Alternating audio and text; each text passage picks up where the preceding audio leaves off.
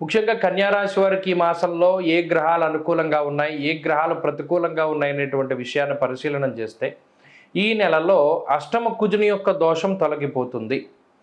గత జూన్ నెలగా అనుభవిస్తూ ఉన్నటువంటి అష్టమ కుజుడి యొక్క దోషం ఈ నెలలో పోతుంది. కాబట్టి 13వ తారీఖు తర్వాత ఈ కుజుని యొక్క కుజాష్టమ దోషం అనేటువంటిది తొలగిపోతుంది, కొంత ప్రశాంతంగా ఉంటుంది. అలాగే ఈ మాసంలో రవి పూర్తి స్థాయిలో అనుకూలంగా ఉన్నారు. 1 నుండి 17వ తారీఖు వరకు దశమ కేంద్రంలో, 17వ తారీఖు దాటిన తర్వాత నెలాఖరు వరకు కూడా 11వ స్థానంలో రవి చాలా అనుకూలమైనటువంటి గ్రహంగా ఉన్నారు. కాబట్టి రవి బలం ప్రధానంగా ఉన్నది. దోషభూయిష్టమైనటువంటి ఫలితాలు ఇచ్చేటువంటి కుజుడు ఆ దోష స్థానాన్ని వదిలిపెట్టి వెళ్ళబోతూ ఉన్నారు. శనేశ్వరుడు పూర్తి స్థాయిలో అనుకూలంగా ఉన్నారు. గురుగ్రహం పూర్తి స్థాయిలో అనుకూలంగా ఉన్నారు. అలాగే బుధ శుక్రులు కూడా అనుకూలంగా ఉన్నారు. అంటే అనుకూలించేటువంటి గ్రహాల యొక్క సంఖ్య పెరిగింది గత నెలతో పోల్చుకుంటే. ప్రతికూలించేటువంటి గ్రహాల యొక్క సంఖ్య తగ్గింది. కాబట్టి కన్యా రాశి వారికి జూలై నెల చాలా మంచి ఫలితాలే సంప్రాప్తమవుతూ ఉన్నాయి. ముఖ్యంగా ఈ గ్రహస్థితి ఆర్థికంగా మనం చూసుకున్నట్టయితే ఆర్థికపరమైనటువంటి విషయాల్లో చాలా ఎదుగుదల గోచరిస్తూ ఉన్నది. అయితే డబ్బు పెరుగుతుంది, అంటే ఆదాయ మార్గాలు పెరుగుతాయి.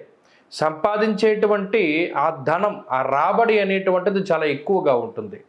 గతంలో మీకు ధనాన్ని ఇవ్వవలసినటువంటి వారు సకాలంలో చెల్లించడము, అలాగే గతంలో మీరు పెట్టుబడి పెట్టిన తాలూకు ఫలితం చక్కగా మీకు మంచి ఫలితం సంప్రాప్తమై ఆ ధనం మీకు చేతికి రావడం, లేదా ఖర్చులు తగ్గుతూ ఉండడం, లేదా భూమి మీద పెట్టినటువంటిది లేదా గతంలో పెట్టినటువంటి ఇన్వెస్ట్మెంట్ తాలూకు రిటర్న్స్ అవి తిరిగి మీ దగ్గరికి రావడం, ఇవన్నీ కూడా మీ ధనాగమనాన్ని పెంచేటువంటి పరిస్థితులు.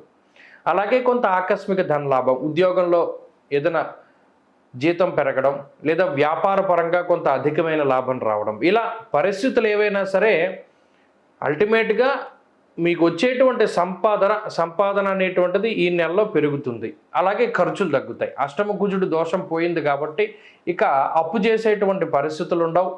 ఏదైనా ఒక కార్యక్రమం తలపెట్టి సరే మనం దీనికి అప్పు చేయాలరా అనేటువంటి ఆలోచన ఉన్నటువంటి కన్యారాశి వారు ఏం చేస్తారంటే చివరిలో ఈ నెలలో అప్పు చేయవలసినటువంటి అవసరం లేకుండానే ఆ ఫంక్షనో ఆ కార్యక్రమమో ఇదేనైనా సరే చక్కగా వారు నిర్వర్తించగలుగుతారు. ఇది ఆర్థికంగా ఉండేటువంటి పరిస్థితులు. ఆరోగ్యపరమైనటువంటి పరిస్థితుల్లో కూడా ఎదుగుదల కనబడుతూ ఉన్నది. ఎందుకంటే అష్టమ కుజుని యొక్క దోషం ఎప్పుడైతే పోతుందో ఆకస్మికంగా వచ్చేటువంటి ప్రమాదాలు కానివ్వండి, అంటే వాహనాల వల్ల, విద్యుత్ వల్ల, అగ్ని వల్ల, పదునైనటువంటి వస్తువులు లేదా పనిముట్ల వల్ల వచ్చేటువంటి బాధ, ఈ అనారోగ్య సమస్యలు, ప్రమాదాలు, యాక్సిడెంట్లు ఇవన్నీ కూడా ఆకస్మికంగా వస్తాయి కుజుడు అష్టమంలో ఉంటే. గత నెల రోజులుగా దాన్ని అనుభవిస్తూ ఉన్నారు కాబట్టి 13వ తారీఖు దాటాక దాని యొక్క ప్రభావం తగ్గిపోతుంది. కాబట్టి ఆరోగ్య పరిస్థితి కూడా కొంత మెరుగైనటువంటి స్థితిలో ఉండడానికి అవకాశాలు ఉన్నాయి. ఇక మూడవది కుటుంబపరమైనటువంటి విషయాలు.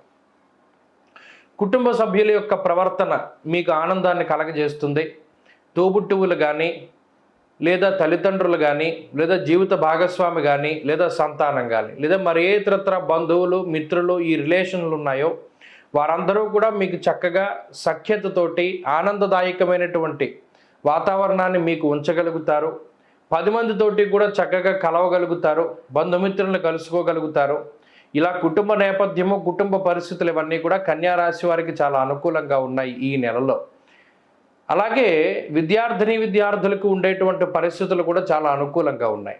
చదువుకునేటువంటి వాళ్ళకి, దూరత్ర వెళ్ళి చదువుకున్నటువంటి వాళ్ళకి, ఇప్పుడు విదేశాల్లో చదువుకుంటూ ఉండేటువంటి వారికి, వీరందరికీ కూడా చదువురులకి ఇది చాలా మంచి గ్రహస్థితి.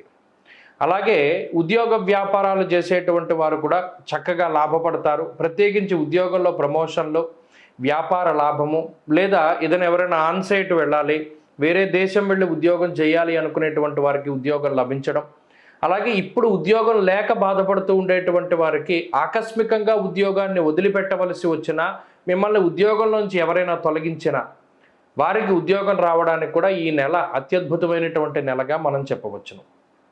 స్త్రీలకి కూడా ఇవే మంచి ఫలితాల అన్వయం కానున్నాయి. కుటుంబ సౌఖ్యము, ఆరోగ్య సౌఖ్యము, గృహ సౌఖ్యము, సంతాన సౌఖ్యము, సౌభాగ్యము ఇవన్నీ కూడా ఈ గ్రహస్థితి ప్రసాదిస్తుంది. కాబట్టి ఈ నెలలో కన్యా రాశి వారు చాలా ఉత్సాహంగా ఉంటారు. మంచి తీర్థయాత్రలు విహారయాత్రలు చేయగలుగుతారు, ఆనందదాయకమైనటువంటి సమయాన్ని గడపగలుగుతారు.